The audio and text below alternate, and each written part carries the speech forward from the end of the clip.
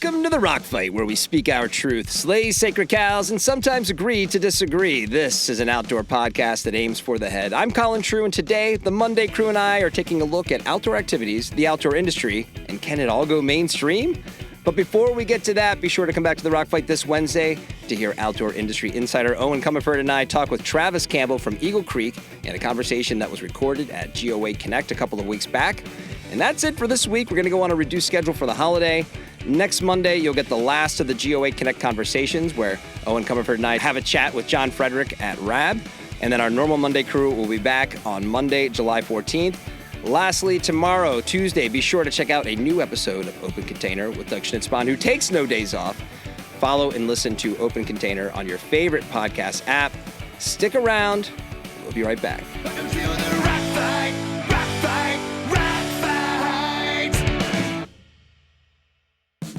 Okay, so I'm at my local outdoor shop and I see this hydration solution called Hydra Pack. Naturally, I assume it's for safely transporting a Hydra. You know, the mythical beast regenerates heads, needs moisture. Makes sense, right? Turns out no, not even close. Hydra Pack isn't for monsters, it's for humans. Humans doing all kinds of cool stuff outside. Running, riding, climbing, through hiking, even just hiking, you name it. And it's not some glorified water bottle. We're talking about hydration experts who make a modular, reversible, PFAS-free hydration platform. We're talking high-flow bite valves, plug-and-play hose systems, collapsible, heat-resistant, ultra-durable TPU reservoirs that practically clean themselves. It's hydration tech so advanced, it might as well have been built for a mythical creature. I mean, did you know that over 90 of your favorite outdoor brands already think so? And they use Hydra Pack technology in their products. And get this, they even have a retirement program. Repack takes old bottles from any brand and gives them a second life. Circularity, no landfill, no dragon hoarding, and retailers, Hydra Pack is accepting new partners for their Repack program, and this is something you definitely want to get on board with. So yeah, not a Hydra Pack, but the legendary Hydra Pack. Learn more at hydrapack.com. And hey, if you're wondering how Hydra Pack and the Rock Fight got together, well, it was because of our mutual friends at Darby Communications, because finding incredible solutions to get a message out there, that's just what Darby does. Liz and Royal Robbins were known as American climbing royalty, part of the first group of Yosemite-based climbers that would scale routes yet unclimbed, who would promote the ethic of clean climbing, and who, with a core group of startup brands, would serve as the foundation of our modern outdoor industry. From their very first pair of shorts that could boast a true climbing functionality, Royal Robbins has become synonymous with comfort, versatile wear for the modern adventurer. From Rockcraft Productions coming spring 2026 to a specialty store near you, Royal Robbins presents Being Royal Robbins.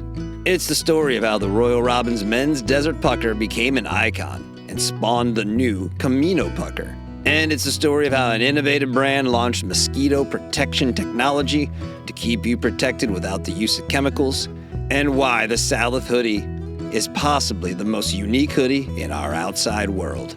And how you can experience this uniquely American story of adventure through the thoughtful clothing choices of Royal Robbins. Available for streaming everywhere you find actual water-based tributaries. Being Royal Robbins, because nature and adventure are good for the soul. In the store aisles, a quiet revolution is happening. With Endeavor, frontline staff aren't just selling products, they're building trust, making connections, and turning browsers into loyal customers. Let's see how. He didn't know which brand he wanted, just that the trail ahead was rocky. But she knew, because she'd trained for this moment right on her phone. A quick conversation, a confident recommendation, and a perfect fit hiking boot later, he's ready for his trip. That's right, she's a Shout Floor Hero! It may be lunchtime, but between sandwich bites, he learned about fog fighting tech and snow goggles. An hour later, that knowledge helped a customer pick the perfect pair and add a helmet too. Learning on the go, selling with certainty, adding value. Yup, he's a Shout Floor Hero! Endeavor is a mobile-first platform that equips retail staff with training, incentives, and tools to boost sales and brand engagement. Brands gain insights, sell-through improves, while retail associates stay motivated. Ready to get started? Just head to endeavor.io, update your brand profile, and upload your dealer list to access the free features and, when you're ready, launch your first pay-as-you-go campaign. With flexible, scalable options, Endeavor turns everyday interactions into strategic wins. The result? Be a shop floor hero. Endeavor's here to stay. Shop floor hero. Sell is the way.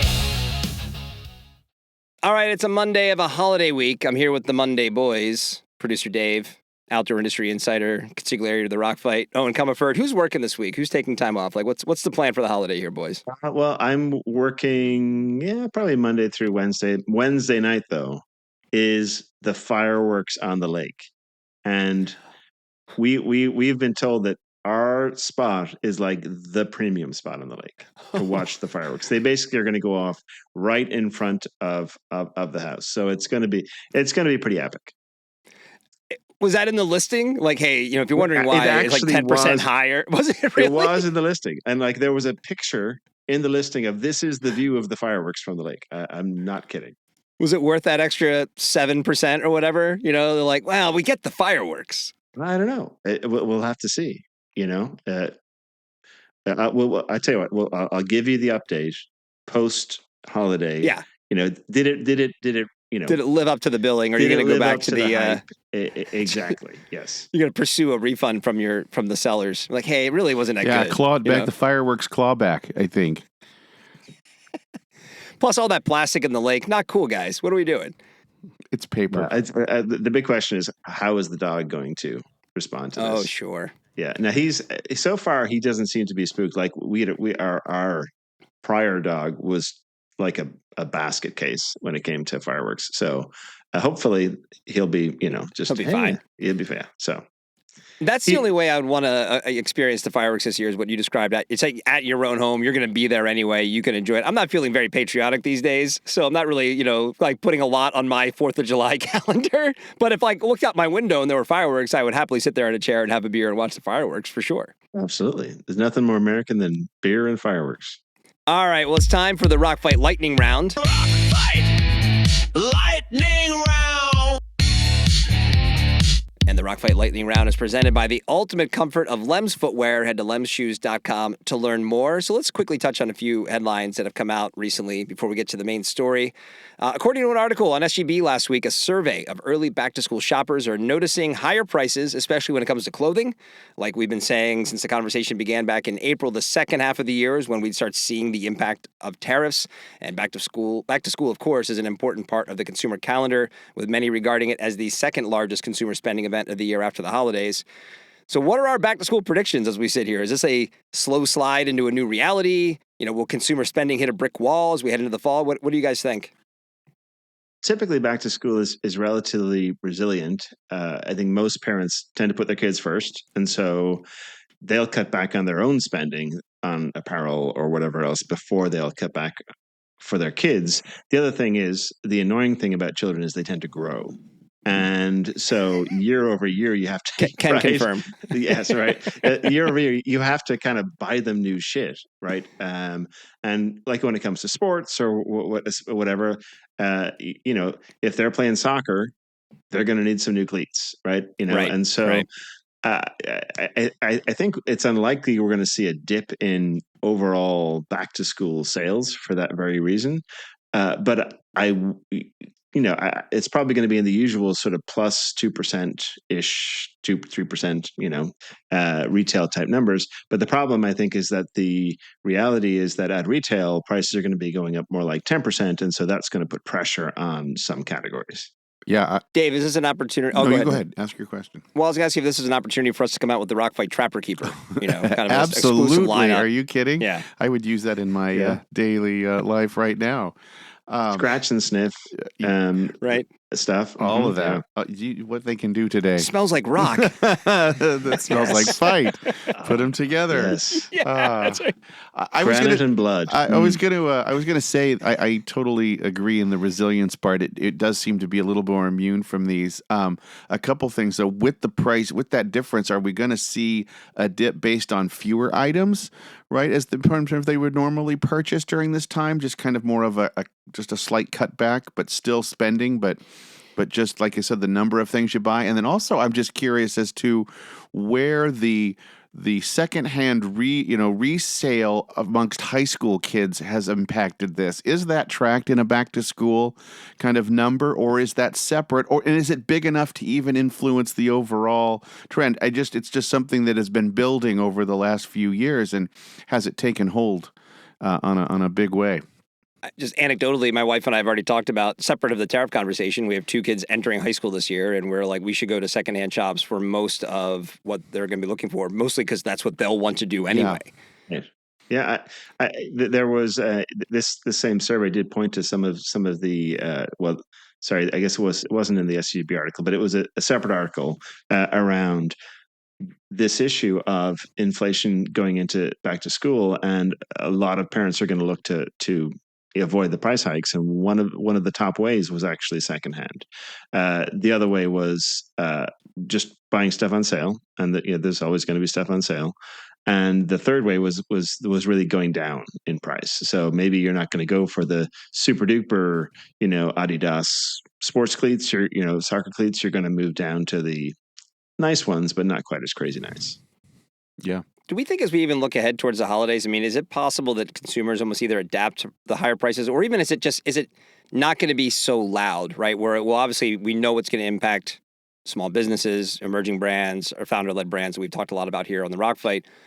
But just in the marketplace, to your point, Owen, like people are, even in the holidays, I imagine parents are going to put their kids first. Like, the prices might be higher, but it's probably, I'm just wondering how noisy the tariff price increases might be once they actually kind of really come into play. I think most companies realize that the average consumer isn't really willing to take a huge hike. I tend to think 10% is kind of the top that you can get to, and so companies are going to expect that they're if they're going to go above that, they're going to expect the demand elasticity to be such that they'll probably lose more in volume than they would make up with the price hike. So it's do you accept lower margins or lower sales, or do you accept the fact that they're going to probably price out of the top items and move and trade down, even potentially trade down into private brand, which would be obviously a challenge for folks in our industry. Right. Well, it's all coming. We'll have to see how this plays out. We'll keep an eye on that. Next story, in an interview also with SGB this week, Topo Athletic founder Tony Post spoke about the large increase in distribution that the trail running and hiking footwear brand experienced in 2024. From Q1 to Q4, Topo showed a 43% increase in distribution, ending the year with a presence in over 1,200 locations domestically. According to Post, some of that was an increase in big box. REI, for example, expanded from the brand from 50 to all 190 doors, and the brand launched into Fit to Run and Shields. But mainly the brand is known for its presence in specialty dealers. So Topo is definitely, we've talked about them here on the show. They've been an up-and-coming alternative to brands like Ultra for a while now. It seems like they're becoming a serious contender, especially when you look at those numbers. Like what a difference a year makes. The biggest advantage, I think, being that DSW invested in the brand, but then left Tony in charge of the brand. So, Owen, when you compare Topo's situation to an Ultra or a Hoka, who have to appease their sort of big owners, and that's not to say that Tony doesn't have to appease the people who are in the ownership position, but it does seem like he has a little more autonomy than maybe some of his competitors do. Is a brand like Topo poised to take a run at being the top dog? I think what you're seeing right now is the fact that they had room to grow. Right. So they really had pretty narrow distribution, primarily in, as you said, specialty retail. But now they're really growing into the space because they could grow from 50 doors to 190 doors at REI as an example, or they could move into a Shields. Whereas Ultra, Hoka, those guys, they're already in kind of almost everywhere where they want to be. In some cases, potentially, they're having those tough decisions like, do we want to go, if we're not in Dick's, do we want to go into Dick's? If we're in Dick's, are we considering going into Academy or Hibbett or Big Five? Heaven forbid. Right. So, I think shots at Big Five. Wow. Sorry. But those are key distribution decisions that a lot of brands make as they're looking at growth. Topo is benefiting from the fact that they have that room to grow. I think the next question is, can they, now that they're in all these doors, to what degree can they grow within that? So if the, because once you're in now, it's like, okay, we're in with one style or two styles. Can we get three or four? Yeah. Which, typically means, especially with footwear, I think what a lot of people don't understand is that footwear takes up a lot of space, right? Because you've got to have all of those sizes in the back room to support the assortment on the floor. And so it is like, if you're going to add a shoe, you've got to take out a shoe to make it work. Yep. This is why I was even critical of Loa and stuff when they introduced a trail running line. It's not that the product couldn't be good or wasn't looking at Loa saying you don't know what you're doing from a footwear perspective. It's, do you have the stomach for how long this is going to take? Because it's, even if you get one style on the wall, well, maybe it doesn't sell because you have one style on the wall and it's getting lost in everything else, right? And so it's that you have to take the long view on that. And, folks like Loa have shown they're going to commit to that. And it's probably, that's the next thing here. It's like, okay, great. Now you're in these shops. How do you continue to kind of take them over? Dave, do you think there's from a brand perspective, would you be willing, if you're in a position of a Topo, to kind of just turn heel and like leverage some of the, the exclusivity things that Ultra has done with the Olympic 9 Plus and kind of like really lean into like the specialty of it all and kind of almost call out like, hey, we are the alternative. We are the better option here because we play nice. Yeah, nice could work. Look, yeah, I think so. I think anytime you have an opportunity to take share and shelf from kind of established players who have also gotten big in their own way and their own rules, certainly gives you an opportunity. I think with Topo, there's a couple other things. Number one, the kind of shows the toe box is not a niche. It's no longer a category. It's a thing. And so as we talk about mainstream things, this is something. Thank God, by the way. Right, so something that's that we should look at, that it's no longer, just like I said, it's kind of section. And two, color matters. I mean, let's be clear. One of the things that Topo has done is taken a page out of the Hoka book, and they have added color and nuanced, hues and gradients to their line. And that's, like you said, that adds SKU. So you have to be able to handle that, increase in your inventory, like, you were just saying, when you got to have the product to be able to expand with. But yeah, they've really upped their color game. And so I think that does kind of prime them to be able to take this opportunity. But like you said, there is also the something to be said about being the outsider looking to get in, an inside outsider, I should say. Oh, and as someone who has complained bitterly on this podcast about the amount of discounted emails you've received over, I think mostly, sorry, backcountry to call you out, but I think you're in the prime the prime target there, and I agree with Owen on that. By the way, like, okay, we get it. Your stuff's on sale. One thing in the article is kind of calling out that Tony made sure he pointed out was that they've never run a sale on their website. Exactly, and that is. I mean, you talk about being friends with specialty. That is the way you become a friend with specialty. Right? Hey, you want to buy my shoes? No, just ignore that 50% off sale. Don't worry about that. Yeah, no, have a strong map policy and don't put your own stuff on sale.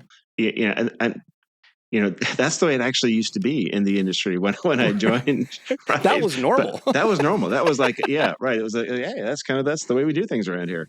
No, and I think actually to a degree, the investment by Designer Brands Inc., with DBI, or the parent of DSW, has really helped in that regard, because what it's allowed them to do is double their marketing, right? Which is key. So that's driving more demand. So again, you don't have to use discounts to drive demand. You're using dollars to drive demand, marketing dollars, which helps everybody. And secondly, also, it provides you a lot more kind of coverage in terms of inventory. So you can invest in inventory, and you don't have to worry about immediately turning that inventory into cash just to be able to afford the next season's production run. Right. And so I think it's all kind of come together and worked well to say, okay, we can do this thing, and we can invest, and we can build, and in a way that is going to be very attractive to specialty retail. I mean, obviously, at the end of the day, you still have to have great product that consumers want. Otherwise, it's all kind of bullshit. But quite frankly, there's a lot of brands out there that do have good product that consumers would want that don't have that, and so they're in this vicious cycle of discount and inventory and cash flow, et cetera. Are we entering an age of good like big owners. I think it was just reflecting on you and I at the Discovery Marketplace at GOA and talking to the guys from Sanook and how fired up they were. And we're like, oh yeah, Lowly bought those guys. Like that's strange. Like I think you're hearing about, you just seen the headline, oh, DSW acquiring a chunk of Topo. You're probably, your knee-jerk reaction is like, oh man, like what's that going to mean? Are they going to be selling Topos in DSW shops? Like that sucks. And now it seems like Tony's sort of be given his hands still on the wheel to kind of manage the brand that he founded. I think the difference there is that you're seeing companies like, whether it's DSW or DBI or Lole and those folks, they're operators themselves, right? They're brands, they understand retail, they know kind of what somebody needs to really run a business, and they're going to give them the tools to do that, versus it being a purely financial transaction with private equity, where it's just like, hey, we need here, we're investing this much here, we're loading you up with this much debt, and we expect this cash flow, boom, boom, boom, boom, boom, and just, and it's just a different dynamic, I think. Right. The profitability becomes the focus versus the brand and the product and everything else. The building. I think the other interesting thing in this case, in terms of what you call a good acquirer, which came out of this deal, was that it stipulated, according to this interview, that Tony actually got to call the shots. As long as basically he was in charge and it was profitable, he called the shots relative to strategy, relative to pricing, relative to distribution, to the point that they're not sold in DSW. Even their closeouts aren't in DSW. So I think that's key. And it's a good situation, I think, for a founder to look for if they do get to that, to say, well, hey, you know what, maybe I don't want to just take the highest price. Maybe I take the one that's got the most upside, especially if I'm still, involved and still have an equity position. Because I'm sure, I think Tony still has 27% of the company. I'm sure that 20% looks a lot nicer today than maybe it did, when they were acquired. 43% increase in distribution. Yeah. Probably they're selling some more shoes. Right. All right, last story for the lightning round. According to an article in CISO, Wolverine is launching a domestically made boot. The workshop wedge will be designed and produced in America with both domestic and globally sourced materials. The $250 boot is now available, actually. It's available D2C on Wolverine's website. Obviously, the shoe was in development prior to our current tariff situation, unless they pulled that off in 3 months. Not likely, but do you guys think this is the start of louder domestic product launches? I mean, I thought that was kind of an interesting, piece of coverage by on Wolverine by CISO.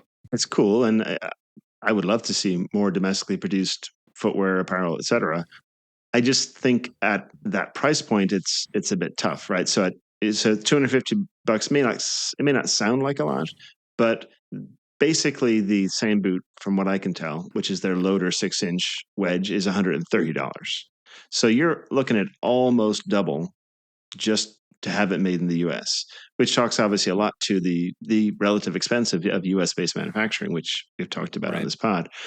So, will there be people that will be willing to pay that premium for a U.S.-made product? Yeah, sure, probably. Will it be a shit ton of people that will cause like this whole avalanche of folks just to start producing boots in the U.S.? I don't think so, unless we can really be more competitive in price.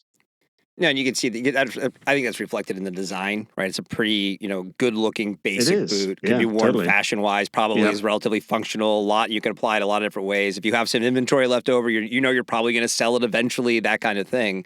But double's a tough pill to swallow. Dave, what did you think about this one? Well, look, I think any trend moving towards domestic manufacturing of things that have, kind of moved off is great. So I do like the story, but kind of to the point, moving that kind of basic silhouette up that much in price, you're now actually competing with a fairly competitive market of domestic made high-end boots, work boots, not just fashion, right? So you're talking about, Red Wings and Danners and things like that are still of a scale.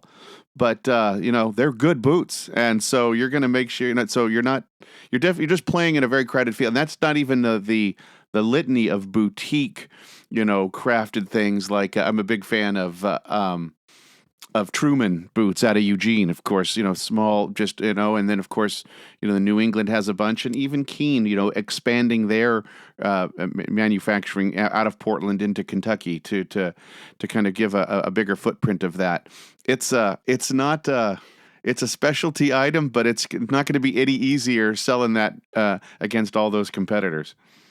You know what they should have done, and I thought to say this was on the table, but they should have bought the IP around the Sundowner. If you're going to have an expensive domestically made boot, why not make it one that you know people are missing and wanting? I love that idea.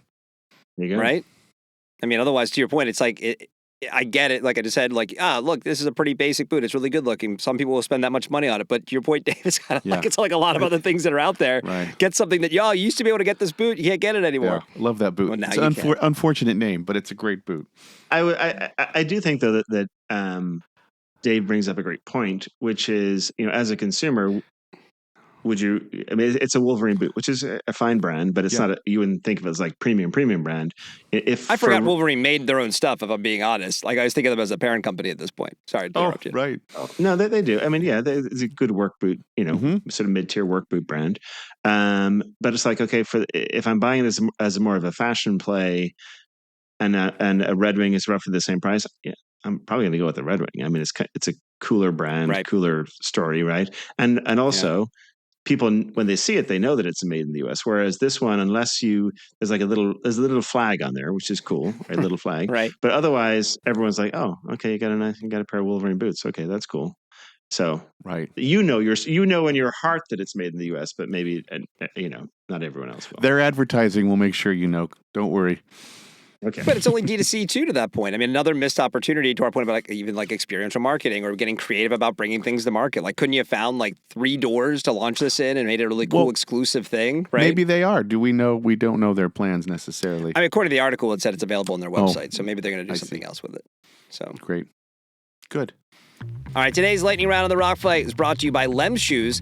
Looking for shoes that offer both long-lasting durability and all-day comfort? Look no further than Lem's, with a versatile lineup featuring over 30 thoughtfully designed styles. 30! From minimalist sandals and rugged trail boots to vegan-friendly sneakers and laid-back slip-ons, there's truly something for everyone. Whether you're hitting the trail, traveling the globe, or strolling through town, Lem's are built to move with you naturally and keep up every step of the way. Head to lemshoes.com to get your own pair today. I was actually going to say, so Colin, do Lems feature a more ergonomic toe box? Do they? I think some I believe of them they do. Yes. I believe they do. There you go.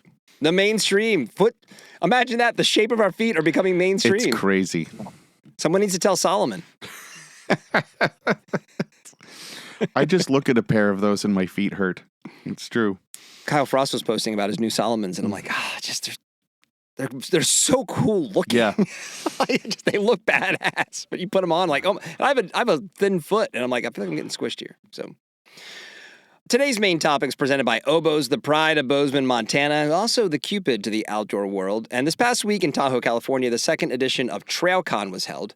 TrailCon is a 3-day long trail running focused festival that has industry and consumer elements. Think of it more as the trail running version of Sea Otter than maybe a trade show. On the surface, it seems like a niche event, but in a post on LinkedIn, Stephen Holmberg, who is an outdoor industry strategist, posted some thoughts from the event, one of them being, quote, "The sport of trail running is poised to go mainstream, especially with media attention." And I had the chance to have a quick call with Stephen after he posted that. We should actually probably have him on the show in the future, and asked him what he meant by saying trail running is poised to go mainstream.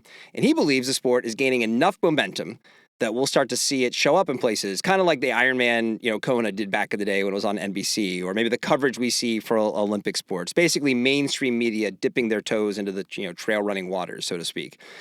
So I am just fascinated by this persistent idea of outdoor activities becoming mainstream pursuits. I think this sort of plays into our conversation from last week about the core versus the casuals, because taking a niche sport and saying it has gone mainstream is something that I've been hearing people say since the mid-1990s, and you can go back even way before then to find examples of this, because it positions these sports as a gateway for folks who maybe dabble to then also become more hardcore at some point. So I want to talk with you guys today about the evolution of these attempts of going mainstream and what it means for the industry. But let's start by defining what just mainstream is. So we're kind of level setting, especially as it pertains to outdoor brands or activities, because when I hear the word mainstream, I presume people are talking about something niche and not just bringing it to the masses, but the masses also adopting it. But that's not really what Stephen meant. So do you guys agree with that assessment? What is mainstream? To me, mainstream means that it's widely distributed. Again, I'm the product retail guy. That's the way my brain works. And so if it's how do I put this in a store? Yeah. How do you sell it? Sell. But so is there an assortment that's available outside of specialty? Is it in Dick's? Is it in Academy? That to me is like a mainstream product versus like a niche product. Dave, when you hear mainstream, what do you Yeah, think? I'll even maybe back up and get even wider. I mean, Colin, Owen took it at the product level. That's part of it, the big box. But you're talking about primetime television. You're talking about top 40 radio or music. You're talking about fashion trends. That things that are known by the most amount of people, by the deepest amount of people, big and wide, right, is a mainstream. Now, mainstream can also be just wide, right? It doesn't have to be known. Like, so if you take a retailer aspect, Walmart is deep and wide as a known mainstream entity. Urban Outfitters, that's probably just wide. A lot of people know about it, a mainstream level, but not everybody knows about it. Or, the Super Bowl is clearly an event that is deep and wide. But the trail running world championships, probably not deep and wide. Right. Well, and that's an interesting thing, right? I mean, like the leftover from the monoculture is the Super Bowl. It's like the only thing that everyone still does anymore at the same time at any given point. And like this past year, actually, there was new record viewership for the Super Bowl, and you could actually argue that was more because of Kendrick than it was the game. So, the Oscars that peaked in 1998. But what I would say is that the reason why football and the Super Bowl in particular is mainstream is because football realizes that it's entertainment. It's not a sport, right? I love football. Believe me, huge fan. But you just lost your Lions fan card. You're not allowed to root for them. Dan Campbell's going to come over later and punch you in the face. They're not that would be going great, actually. Please videotape it. Please, yes. Jan, please come. I will live off that story forever. But no. But to me, like a mainstream sport is one where at least 1 in 10 people could name just one athlete that takes part in that sport. Tell me when exactly in the next decade someone is going to know a trail running athlete. Well, and this is why I'm glad I got the chance to talk to Steven, because that's not what he was in for. And that was what I was worried he was mentioning. He's like, everybody's going to know what trail running is. I'm like, dude, I run ultramarathons and I don't want to watch a trail running race. Like, I'd be your core demographic. And I'm like, I'm out on that. I think his point was it's evolving. And also I think this is kind of the important to why we define what mainstream is, because mainstream is so bifurcated now. Like there's a niche, like this podcast exists to the level that it does because we have identified a niche audience who is interested in the things that we're talking about. Wouldn't have happened 20, 30 years ago because I think it's just so much more broad. So there's probably room for a lot more for mainstream to be determined, to be defined in a lot of different ways. I mean, so when you kind of look at beyond the outdoors, like what does it mean to be mainstream in 2025? Like that's kind of what I was getting at. It's like, well, that's really like the Super Bowl and then everything else, right? I mean, even TV, I looked this up, the TV episode got the most viewers ever. It was the MASH finale in 1983 when 100 million people watched that. I mean, think about 100 million people watching an episode of television. In 2024, it was Squid Game, and not the show, not like an episode, like the whole show got 27 million viewers. So it's just such a different world that we're operating in. So I do think it opens up the opportunity for something like trail running to, get a little bit, I think sure. Go ahead, Owen. No, you go ahead, Dave. I was going to say, I think you're talking about the monoculture, and I don't think that's necessarily synonymous with the mainstream, right? I think monoculture is definitely a period of time that no longer exists in that. Right. But mainstream is just this idea of being aware of these things. Like, I don't even think you need to know a football player to be mainstream, football being mainstream. You know that football exists. That's right. already. It's more general awareness. Trail running, people don't know that it exists, right? That it's even a thing, right? It's true. Right? Like I said, I like to hike. I'm a slow motion trail runner, right? In that definition. But also, too, mainstream is a sensibility that you want to be connected to those things that everyone else are connected to, right? And so it's a sensibility, right? And so I think that if you're looking at both an event and a taste and a sensibility, now you start to fractionalize. So one of the sensibilities, Colin, that is now mainstream is the idea of niche cultures. That is a mainstream thought. It There doesn't you mean go. I know you Yeah. exist, but because of the internet specifically, and social media, we now acknowledge on a mainstream level that niches exist and are important, even if I don't participate in all of them. And it allows things for TrailCon to happen and for all of these trail running Right, enthusiasts to right. come together and And- celebrate this thing that they love. And what he's talking about is the concept of trend diffusion, right? When a subculture becomes a niche, when it becomes a mainstream and obsequious, right? That's that process that we move through. And so I think his contention is that trail running is ripe for trend diffusion to happen to bring it up. Yeah. Now, I'm not sure. I love trail running. I love the vibe of the sport. I love where it comes from. Not sure that you could say it's similar to, say, skateboarding.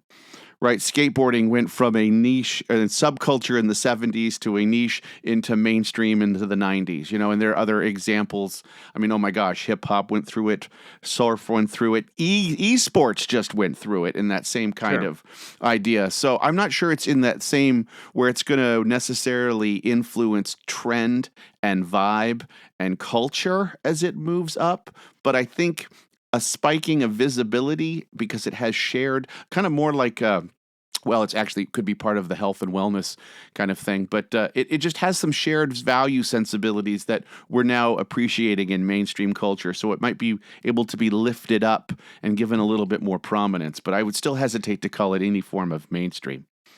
Well, and this is why I think this is a really fascinating topic, because this has been going on for a long time, right? Look at like surf culture, the 60s, and ski culture in the 70s, right? There were little mainstream offshoots that kind of found their way. And again, this might be more tapping into the monoculture of it all, but think about like an Ocean Pacific trend that emerged out of surf culture, where people in the middle of the country had to have their OP t-shirt in like 1982 or whatever it was. And that's sort of, surfing becoming mainstream at a moment, right? And kind of having that and kind of taking hold as sort of whatever surfing would be, however, be looked at by a lot of folks who maybe weren't going to go get a surfboard and go surfing. I think in the 1990s, outdoor became kind of counterculture, right? It became like this was this sort of brash thing. This is action sports, but also the outdoor, like kayaking and mountain biking being the MTV sports generation, our generation, effectively, of like how people were engaging with these sports, and then how was that leveraged at all sorts of levels of culture, whether it was in movies or TV. And Beverly Hills 90210 now has like a guy rollerblading on it because like that's badass and that's what's happening in sort of this side of the outdoor world.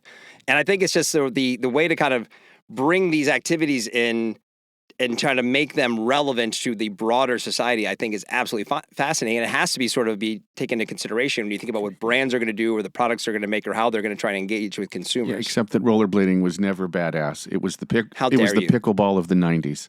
How dare you? I was a double ISA certified inline skate instructor, my friend. Notice you didn't say you were a certified rollerblader. Because that's a brand, not an activity. I see. Inline skating is the activity. But 90210, they were rollerblading. Well, whatever. The rollerblading had its moment, all right? It was like a very short, small speck of moment, but there was like an 18-month window where rollerblading was cool, and then it wasn't anymore. Bringing it back to the product lens here for a second, the way I look at mainstream is, let's take, for example, the SUP, right? So SUP, stand-up paddleboarding, was very much a niche, for a long time. Then it became a more of a premium play where, you were, if you're going to get into it, it was, very much high end. Yeah. You couldn't touch. They were a like paddleboard. Surfboards on steroids, right? like glass boards and everything. Yeah, you couldn't touch one for under $1,000, right? And correct, so, right. And then it went mainstream, and suddenly you had all kinds of people from all over the world making SUPs at in some cases ridiculous prices, a couple $100. And you see people all over the place. So, on every lake and river and seafront, there's people out there, who are not enthusiasts. They don't consider themselves part of some subculture. They're just, let's do this. So, is the same thing going to happen in trail running? Let's say, where really basically every footwear brand on the planet at every level, are we going to see a specialty trail runners in Walmart, in Target? I don't think so. But, is that kind of where we're going? Well, I think that's interesting. This is where trail running becomes interesting to this conversation, right? Because, and Stephen and I spoke about this when we chatted on the phone the other day, and maybe there are numbers to support this, but I doubt there are very many people who just start trail running. You're either a runner, you're probably road running, and then I'm going to try something different, and you end up running trails. Or like my path to there was more from hiking. Like I was already hiking and, going on hikes, and then you're like, I want to try this as well. But it's sort of but trail running is easily maybe the coolest of the three things, like the most aspirational of sort of those kind of that little pyramid that it forms, right?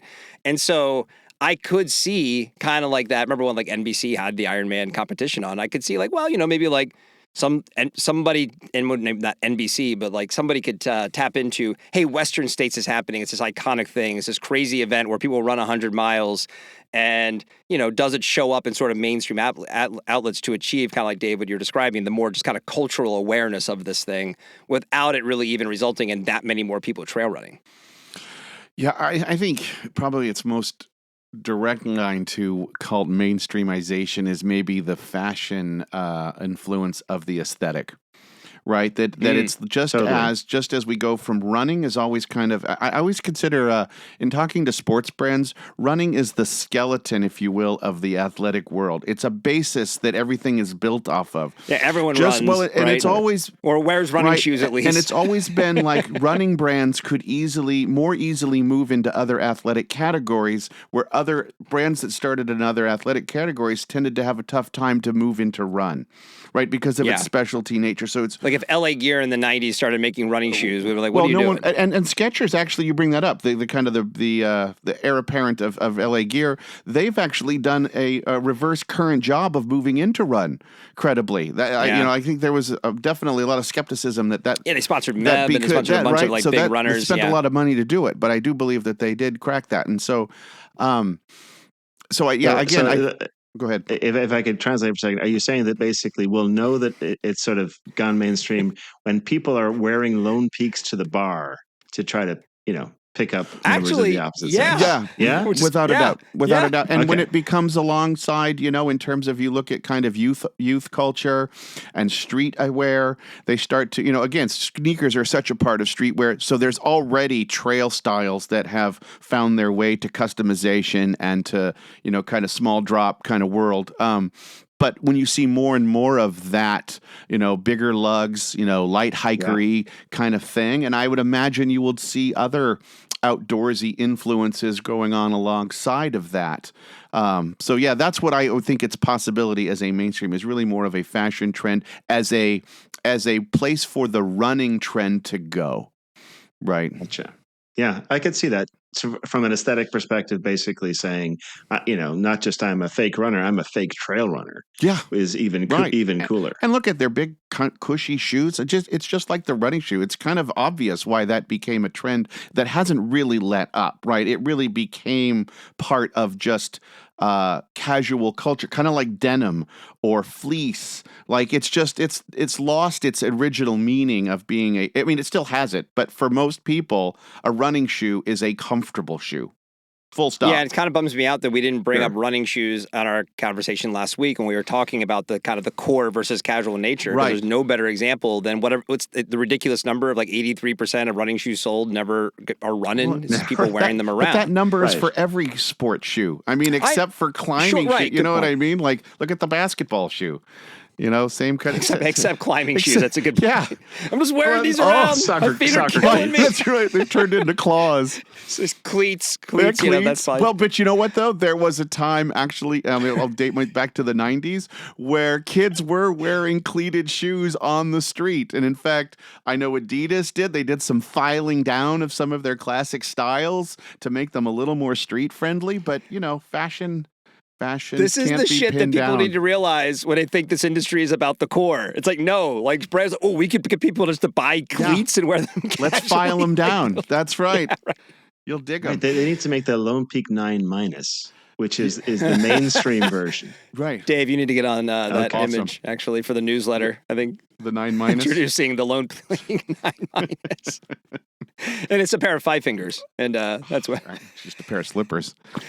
But 5 fingers is another good example. I mean, I was working in a retailer. I did a quick stint at City Sports, and there were people coming in and buying Five Fingers to just wear. They had every color. Yeah. Every new release. Right. Like, oh, the Baquilas are coming out. I got to get those. And like, these was in downtown Boston, and dudes with puffy coats on and big baggy jeans and are wearing Five Fingers. And that's not, and and that's not necessarily mainstreamization. That's more of a subculture dropping into a niche or rising up into a niche. But it's a trend. It's absolutely a trend. And those are what get pulled further. But some things are going to stop at the niche level. They move from mainstream or from subculture to niche. That's a good example of something like, I don't think it ever really had mainstream potential. But you know what? Niche businesses are pretty darn good, and they can be fairly durable. They don't have to just be trend up and down. They can kind of rise and create gravity and hold themselves, for sure. If they create sort of a tribal signal about something you want to be part of, then it can work. That's right. That's right. Well, and this is where we have to bring it back probably to the industry conversation about why we want to talk about it in this podcast, right? Because there are product decisions to be made from a design and aesthetic point of view, and then there's retail decisions to be made. To your point, Owen, we opened the conversation talking about what we're carrying at the stores, and you put somebody who knows nothing about it and put a pair of Five Fingers in front of them and say, "Hey, do you think this is going to be the next hot shoe at a sporting goods store?" And they're gonna be like, "You're crazy." No, of course not. But it did, and it went from $0 to $100 million in like 18 months, and then it fell off just as hard. But I mean, so maybe not the best example, but these sort of mainstream, these products, these categories could be becoming more mainstream. It kind of was led to the industry becoming the size that it is. Totally. And it was climbing, right? It was outdoor. Like, it was the alpinist kind of vibe in the 90s that became the puffy coats of the New York City and everything else. That is why we are sitting here by talking about this shit on a podcast, right? Yeah, I mean, it really gets back to what we said last week. Do brands want to become mainstream? I think it depends on the brand. Some of them would say no, that we're just about the core. But I would say a lot of brands would be like, yeah, it wouldn't kill us if somebody decided that our latest style of shoe or pant or whatever was the cool thing for people who maybe don't do anything to do with the outdoors. Well, I think it's created a world for people to be honest about that, right? So we talked to, Bill Amos at Northwest Alpine. He doesn't want to become he wants to be the core, right? He wants his brand to, be small stuff made in the USA for people who go outside and hike and climb and do outdoorsy stuff. And now that niche audience could probably support a brand like that. If somebody else, I don't know, maybe Coat Epoxy is a good example. The interesting thing, though, is the louder that he squawks about that. Am I going to have to cut this out? No. The louder he squawks about being only for the core, the more he will appeal to the non-core. You follow me? And that's my point, right?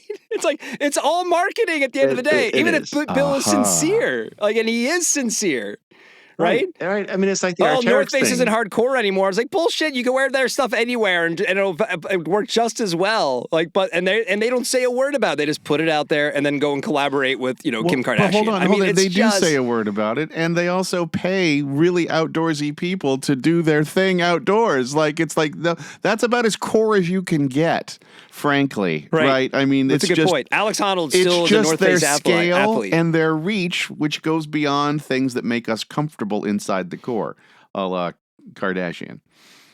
And this is why I think the outdoor industry is interesting, because it is like talking about sports or anything else, when you have these just passionate opinions and the way that it is and who's right and that this is better than that. And this is why, this podcast exists. Yeah, so. I think we're talking about cultural influence versus just kind of core product creation, right? And can you rise to cultural influence? I think that's maybe what some of these brands would aspire to versus true mainstreamization, which then brings you into that, where is it sold? How much are you making?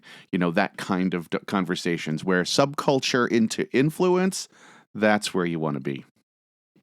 Well, we should have Steven come on. I enjoyed my conversation with him, and I've heard him on a few other podcasts, and he does a great job, so maybe we'll find some topics for him to weigh in on with us. Cool. I thought that was really great. Anything you guys feel like we missed or didn't touch on? That was a really fun conversation. No, I liked where you started taking to the concept that commercialization in industry has to think ahead of the curve. And so it's really hard to, when faced with a true disruptive product or something that has the potential to go from a subculture in, it's hard to see that. And so it's the brands and the retailers that are able to pivot quickly and adopt that, because subcultures aren't playing on a commercial calendar. They're just being themselves, right? It's the larger brands and businesses that are reaching down and pulling those up. And so you have to be able to have an ecosystem that can support this when something starts to catch, be able to move and adopt it, produce it, get it to market.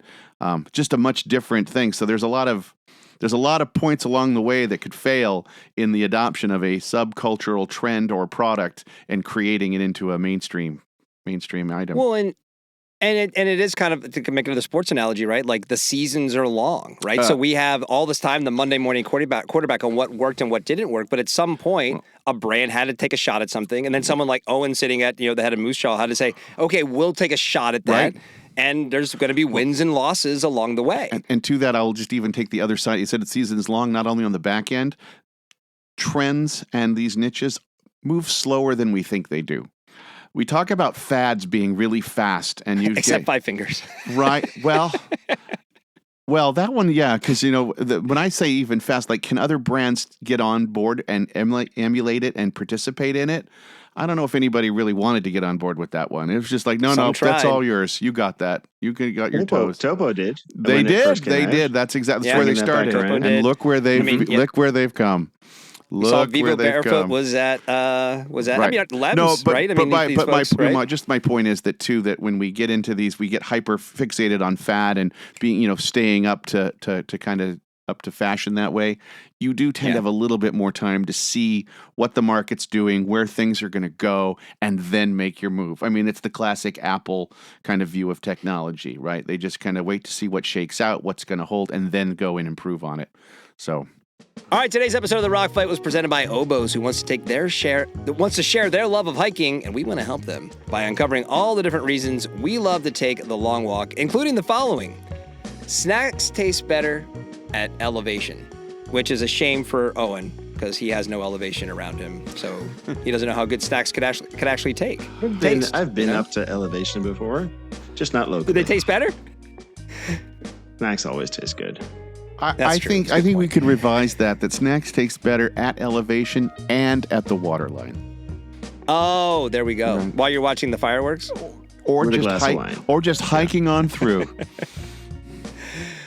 Number 2, because squirrels don't spread gossip. Dave, is that true? No, that is not true. I can absolutely attest.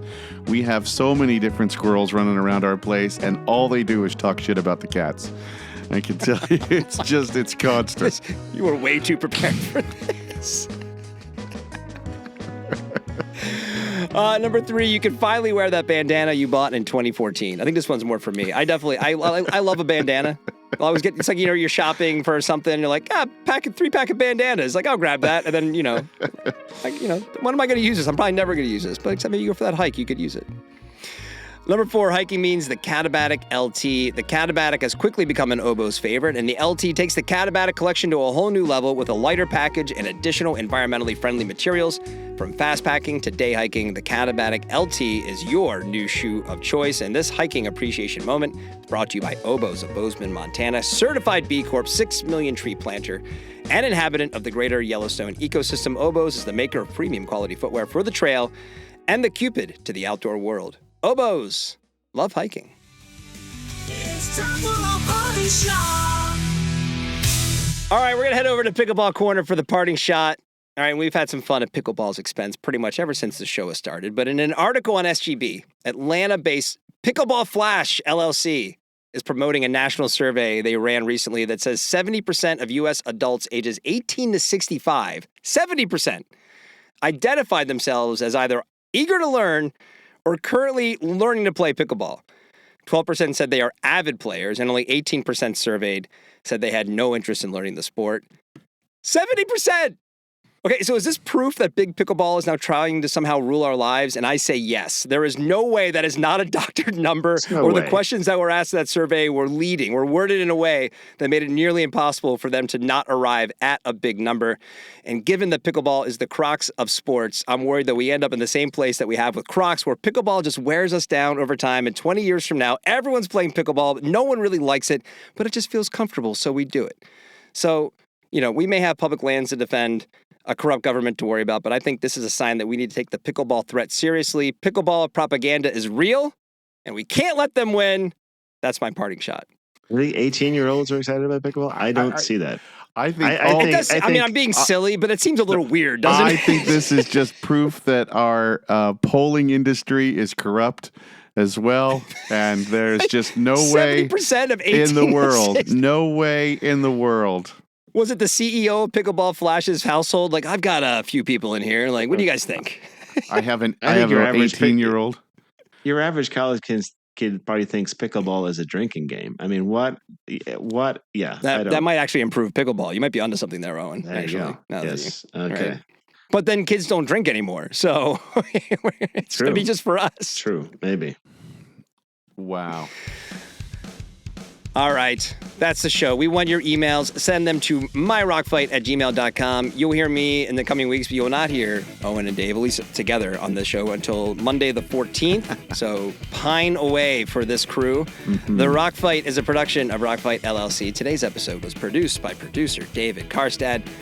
Art direction provided by that Sarah Gensert. And for Eoin Comerford, I'm Colin Truth. Thanks for listening. Here to take us out like he always does, it's Krista Makes with the Rock Fight fight song. We'll see you next time, Rock Fighters. Boom. Rock fight.